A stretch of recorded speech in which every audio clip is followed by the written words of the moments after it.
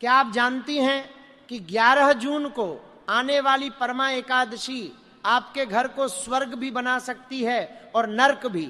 ये कोई साधारण एकादशी नहीं है, ये अधिक मास की वह रहस्यमयी रात है जब भगवान विष्णु योग निद्रा से पहले ब्रह्मांड के सारे वरदान धरती पर खोल देते हैं। लेकिन एक छोटी सी गलती, अनजाने में किया गया एक छोटा सा पाप आपके पूरे परिवार को ऐसी दरिद्रता में धकेल सकता है जहां से वापसी का कोई रास्ता नहीं बचता। आज हम उन 5 भयंकर गलतियों की बात करेंगे जो महिलाएं अक्सर अनजाने में कर बैठती हैं। इनमें से पहली 4 गलतियां तो फिर भी क्षमा हो सकती हैं, लेकिन पांचवी गलती तो साक्षात विनाश को आमंत्रण देना है।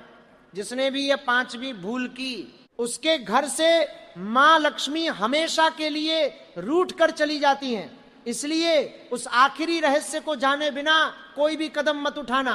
परमा एकादशी का व्रत हर 3 साल में केवल एक बार आता है, इसका नाम ही परमा है, यानी परम सिद्धि देने वाली एकादशी।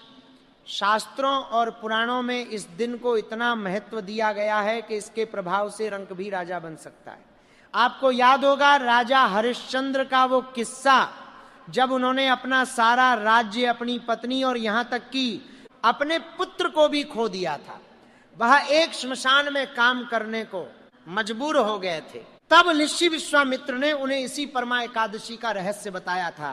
राजा हरिश्चंद्र और उनकी पत्नी ने जब पूरे नियम और निष्ठा के साथ यह व्रत किया तो उनके पुण्यों के प्रभाव से भगवान विष्णु स्वयं प्रकट हुए और उन्हें उनका सारा खोया हुआ वैभव वापस मिल गया। यही कारण है जब कोई महिला अपने घर की सुख शांति के लिए 11 जून के दिन व्रत रखती है या केवल सच्चे मन से पूजा भी करती है तो उसके पुण्य का प्रभाव कई 100 गुना बढ़ जाता है। ब्रह्मांडीय ऊर्जा अपने चरम पर होती है। ऐसे में आपके द्वारा किया गया हर काम सीधा भगवान के खाते में दर्ज होता है। महिलाएं घर की लक्ष्मी होती हैं, उनके हाथ से किया गया हर काम घर की दिशा और दशा तय करता है। जब घर की स्त्री इस दिन नियम भूल जाती है तो उसका सीधा असर पति की तरक्की, घर की आर्थिक स्थिति और बच्चों के भविष्य पर पड़ता है। याद रखें, एकादशी के दिन भगवान विष्णु और माता लक्ष्मी आपके घर के हर एक कोने पर अपनी नजर रखते हैं। उनका आशीर्वाद भी बहुत बड़ा होता है और उनका क्रोध भी बहुत भयंकर होता है। चलिए अब बात करते हैं उस पहली गलती की जो ज्यादातर महिलाएं सुबह उठते ही कर देती हैं और उन्हें इसका भान तक नहीं होता। एकादशी के दिन तुलसी के पौधे को छूना या उसमें जल चढ़ाना सबसे बड़ा पाप माना गया है। जी हाँ, आपने बिल्कुल सही सुना। शास्त्रों के अनुसार एकादशी के दिन माता तुलसी निर्जला व्रत रखती हैं और भगवान विष्णु की कठोर तपस्या में लीन रहती हैं। ऐसे में अगर आप उनके पौधे में पानी डाल देती हैं या उनकी पत्तियां तोड़ लेती हैं तो माता का वह पवित्र व्रत बीच में ही खंडित हो जाता है। माता तुलसी का क्रोध आपके घर की सारी बरकत को एक ही पल में भस्म कर सकता है। अगर आपको पूजा के लिए या भगवान के भोग के लिए तुलसी के पत्ते चाहिए तो उन्हें हमेशा एकादशी से एक दिन पहले यानी दशमी की शाम को ही तोड़कर किसी साफ जगह पर रख लेना चाहिए। यह एक ऐसी भयानक भूल है जो पीढ़ियों तक का सुख छीन सकती है। इसलिए 11 जून की सुबह भूलकर भी तुलसी माता के पास जल का लोटा लेकर ना जाएं। उन्हें बस कुछ कदम दूर से ही हाथ जोड़कर प्रणाम करें और मन ही मन अपनी जो भी प्रार्थना है वह कह दें। आपकी आवाज उन तक जरूर पहुंचेगी, लेकिन उन्हें स्पर्श करने की भूल मत कीजिएगा। अब आते हैं दूसरी सबसे भयंकर गलती पर जो सीधे तौर पर आपके घर की साफ सफाई से जुड़ी है। एकादशी के दिन घर में झाड़ू लगाना एक बहुत बड़ा दोष उत्पन्न करता है। आप सोच रही होंगी कि सफाई करना तो हमेशा से अच्छी बात बताई गई है, घर साफ रहेगा तभी तो भगवान आएंगे।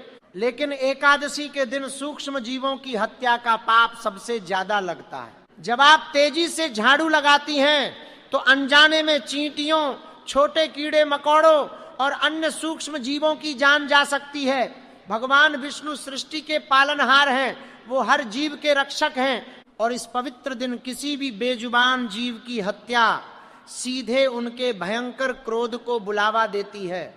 अगर घर में बहुत ज्यादा कूड़ा हो गया है या फर्श गंदा लग रहा है तो आप किसी साफ कपड़े से बहुत ही धीरे धीरे फर्श को पोंछ सकती हैं या साफ कर सकती हैं, लेकिन सींक वाली झाड़ू या ऐसी कोई भी चीज जिससे जीवों को चोट लग सके उसका इस्तेमाल भूलकर भी ना करें। खासकर घर के उन कोनों में जहां अंधेरा रहता है या जहां चींटियों का घर हो सकता है वहां तो बिल्कुल भी सफाई नहीं करनी चाहिए।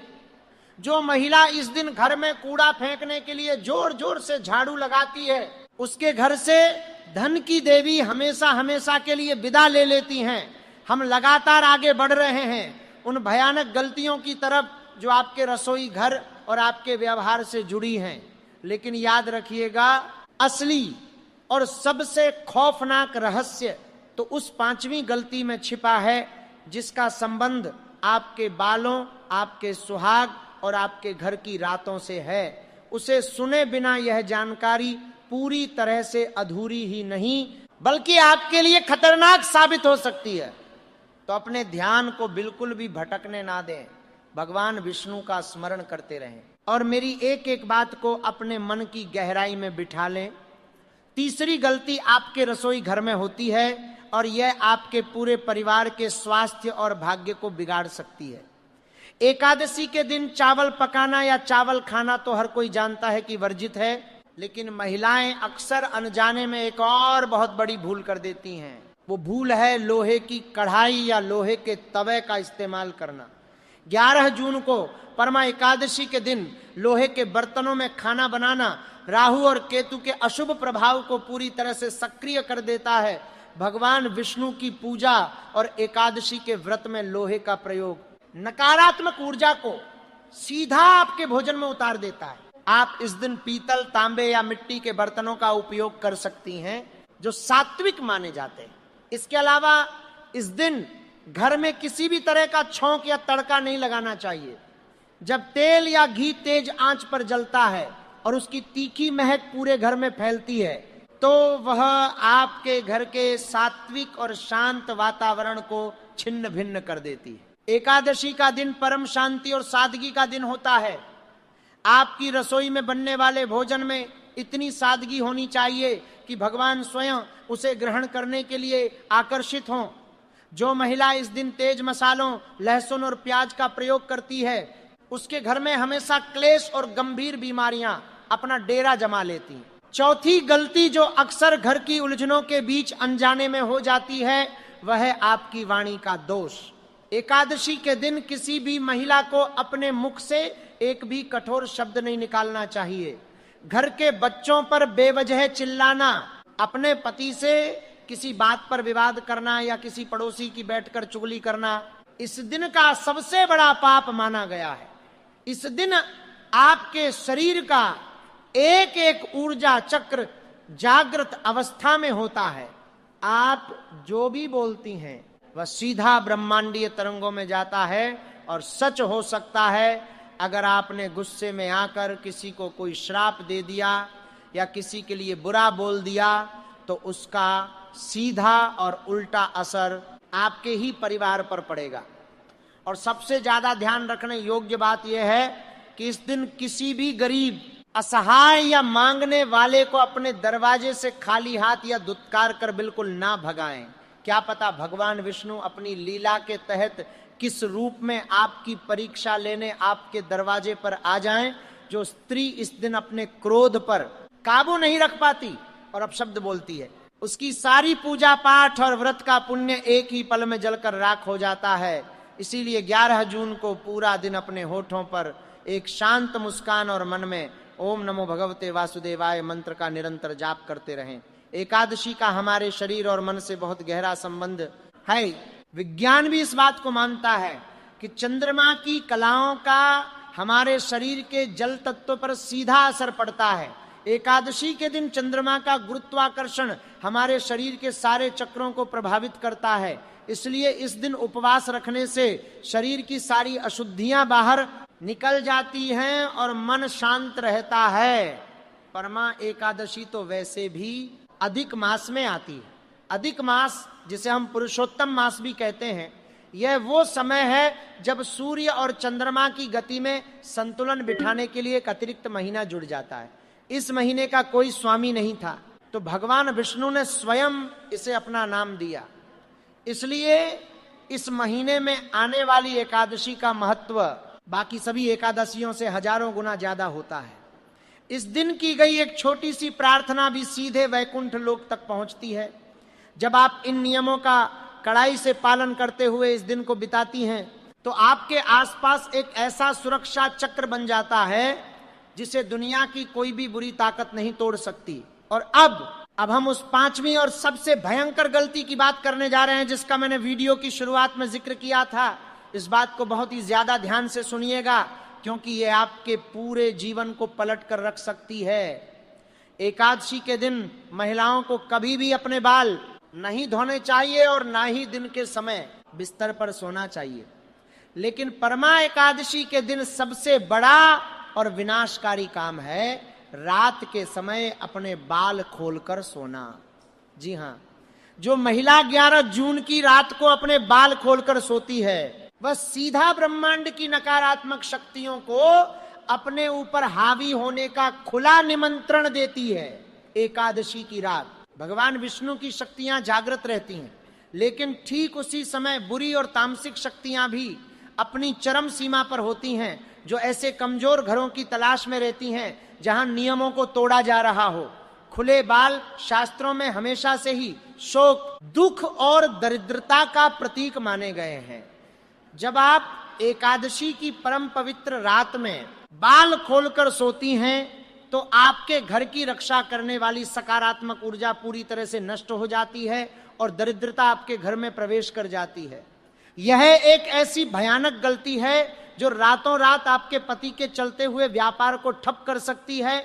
आपके घर में अचानक कोई बहुत बड़ी और लाइलाज बीमारी ला सकती है। इसके अलावा इस पवित्र रात को शारीरिक संबंध बनाना भी पूर्ण रूप से वर्जित है। यह दिन केवल और केवल ईश्वर की भक्ति, संयम और तपस्या का है। जो पति पत्नी इस रात काम वासना के अधीन होकर इस नियम को तोड़ते हैं, उनके जीवन में कभी सुख और शांति नहीं आ सकती, उनका पतन निश्चित हो जाता है। इसलिए इस रात अपने बालों को बहुत अच्छे से बांधकर सोएं, और हो सके तो सोने के बजाय पूरी रात भगवान के भजन कीर्तन में बिताएं, जागरण करें, ताकि विष्णु जी की असीम कृपा आपको प्राप्त हो। अगर आपसे अनजाने में इनमें से कोई गलती पहले कभी हो गई है, या 11 जून को गलती से हो भी जाए, तो डरने या घबराने की बिल्कुल भी जरूरत नहीं है। हमारे भगवान विष्णु बहुत ही दयालु और कृपालु हैं। वो अपने भक्तों के मन का भाव देखते हैं। इसका एक बहुत ही अचूक उपाय मैं आपको बता रही हूं।